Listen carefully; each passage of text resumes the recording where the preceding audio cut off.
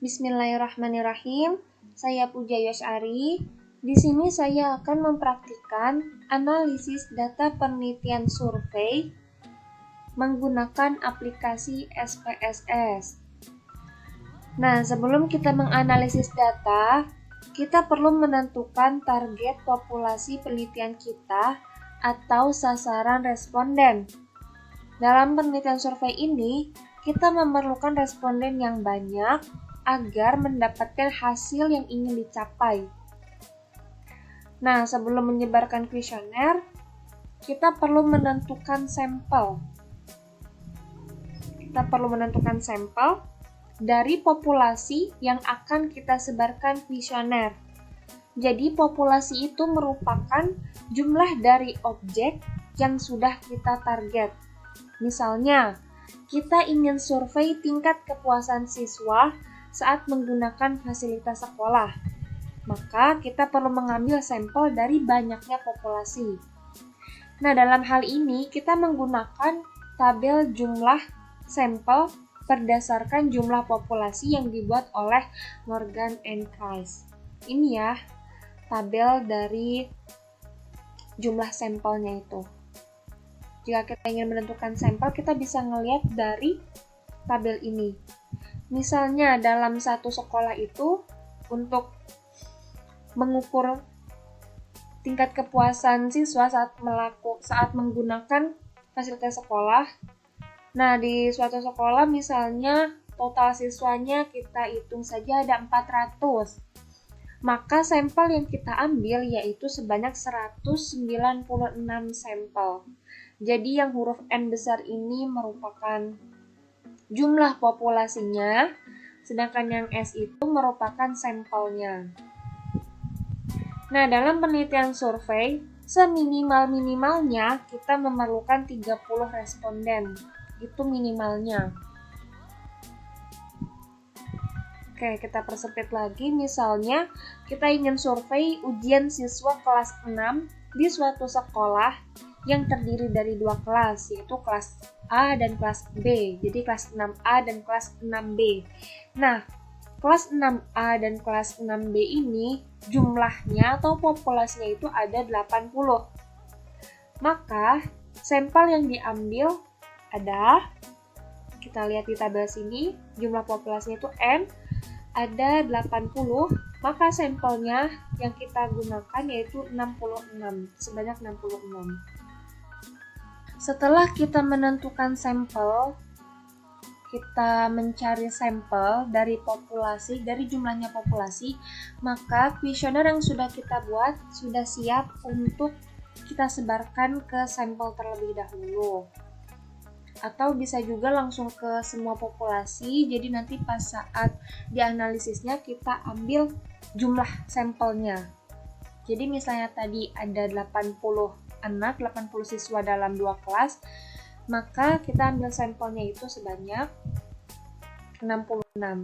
Jadi nggak apa-apa langsung disebarin semuanya gitu, nggak apa-apa. Nah, ini merupakan contoh pertanyaan dari kuesioner yang akan dibagikan ke siswa kelas 6. Yang pertama, pertanyaan kuesionernya yaitu kelas apa yang Anda ikuti? Yaitu ada pilihannya kelas A dan kelas B. Nah, ini merupakan jenis pertanyaan terbuka dan tertutup ya. Terbuka itu ini seperti ini. Jadi mereka atau responden bebas menentukan atau menjawab pertanyaan yang sudah kita sediakan. Jadi kalau misalnya pertanyaan tertutup, itu pertanyaan yang jawabannya itu sudah ada pilihannya gitu. Kalau misalnya pertanyaan terbuka itu mereka bebas menjawab apapun. Kalau misalnya pertanyaan tertutup, sudah kita patokin apa jawabannya. Misalnya kayak ini. Jadi ini pertanyaannya ada pertanyaan terbuka dan ada pertanyaan tertutup.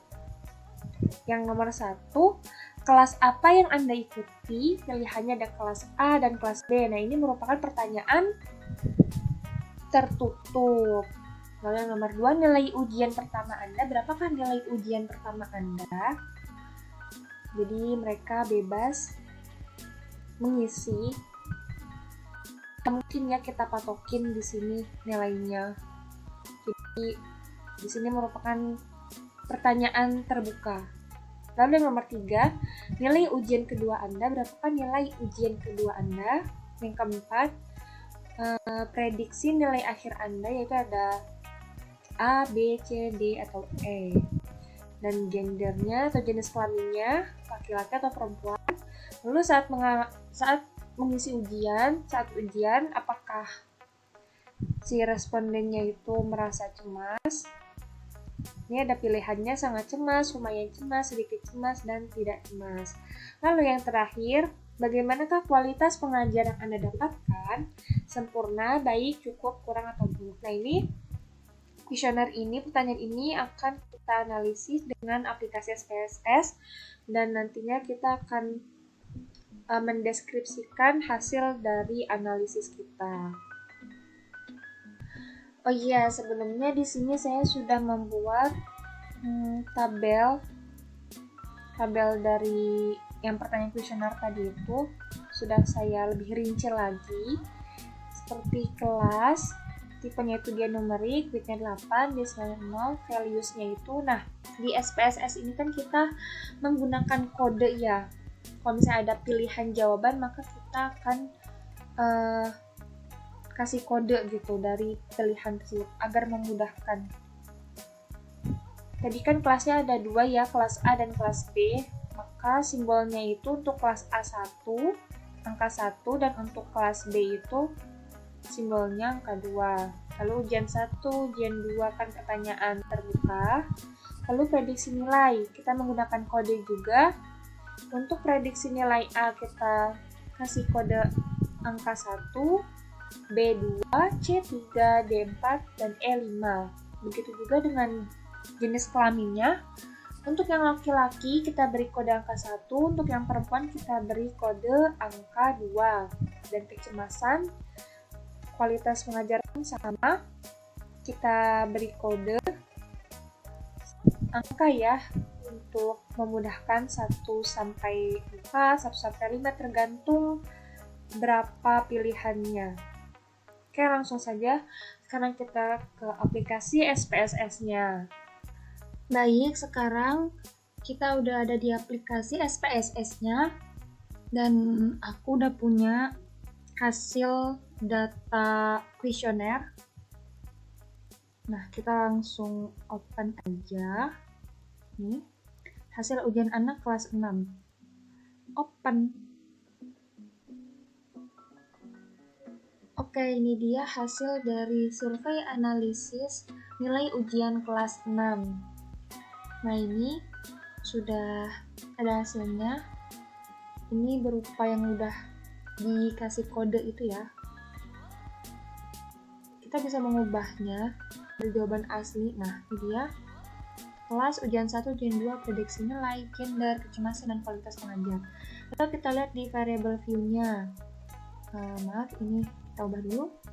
Label kelasnya itu kan tadi kita kelas A dan atau kelas B ya, atau kelas B. Juga yang values-nya kita ganti. Yang satu itu untuk kelas A, change, dan untuk yang 2 untuk kelas B. Oke. Nah, kita cek lagi apakah sudah benar. Ujian 1, ujian 2, prediksi nilai, gender, kecemasan, kualitas pengajar. Oke, sudah benar semua. Lalu kita kembali ke data view. Ini kita ubah aja menjadi sudah ada simbolnya. Nah, kita akan analisis data ini. Kita juga akan membuat grafik. Nah, kita ke analyze, lalu ke descriptive statistic and frequency. Ini sudah pindah semua ke variabel S ini. Lalu kita ke statistik, kita centang yang central tendency, kita centang semua, dispersion-nya juga. Lalu continue. Nah, kita kan juga ingin membuat diagram ya. Nah, caranya itu ke charts. Nah, kita pilih ke yang bar charts ini. Kalau pie chart ini dia lingkaran dan ini diagram histogram. Kita pakai yang bar chart saja. And continue. Lalu kita oke saja. Nah, kita tunggu untuk hasilnya. Nanti akan keluar semua nih. Hasil statistiknya serta diagramnya.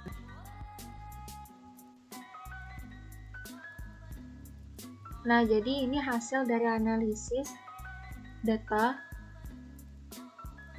Di sini yang lengkapnya, secara umumnya statistik ini dari kelas A atau kelas B sampai yang kualitas pengajar, ada min, median, modus, sampai yang minimum maksimum. Nah, ini frekuensi tabelnya untuk kelas A, untuk kelas, maksudnya untuk kelasnya itu kan kita ada kelas A dan kelas B.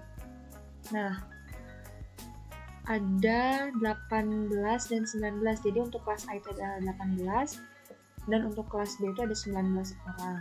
Nah, totalnya ada 37. Persentasenya itu 48% dan 51%. Lalu untuk nilai ujian pertama. Nah, ini dia hasilnya. Ini yang nilai-nilainya, hasil nilainya. Lalu ini frekuensi atau banyaknya. Seperti ada yang mendapat 14, ada 1 orang. Lalu yang mendapat 50 ada 6 orang. Yang mendapat 100 ada 4 orang. Untuk presentasinya, ini nilai ujian kedua. Sama ya. Ini nilainya, ini frekuensinya. Sepertinya ini lebih meningkat antara nilai ujian pertama dan nilai ujian yang kedua. Lalu ini prediksi nilai akhir siswa. Yang prediksi A, B, C, D, frekuensinya itu ada 11 untuk prediksi A, untuk prediksi B itu ada 12, C 12, D ada 2. Jadi rata-rata mereka tuh prediksi nilainya itu B dan C. Lalu jenis kelaminnya, nah ini ada laki-laki dan perempuan. Laki-lakinya ada 11 dan perempuannya ada 26. Nanti banyakkan yang perempuan ya. Totalnya 2 kelas ada 37. Jadi 11 laki-laki ini ada di kelas A dan B. Misalnya yang di kelas A itu ada 5 laki-laki, dan yang di kelas B itu ada 6 laki-laki. Begitu juga yang perempuan. Nah, ini dia tingkat kecemasannya. Ada yang merasa sangat cemas, ada 11 orang. 11 orang itu sangat cemas saat mengerjakan ujian. Lalu lumayan cemas ada 17, dan seterusnya. Kualitas pengajar. Nah, mereka mengisi sempurna secara keseluruhan itu ada 29 anak mengatakan bahwa kualitas pengajarnya itu sempurna. Nah, sekarang kita ke grafiknya nih. Jadi antara kelas A dan kelas B terlihat ya lebih banyak yang kelas B muridnya. Ini nilai ujian pertamanya, nilai ujian kedua, prediksi nilai akhir, jenis kelaminnya sudah terlihat ya. Yang paling banyak itu perempuan, dan tingkat cemasnya itu lumayan cemas. Paling banyak mereka lumayan cemas saat mengerjakan ujian. Kualitas pengajarnya itu sempurna, yang paling banyak menjawabnya. Nah, jadi itu dia tabel serta analisis datanya.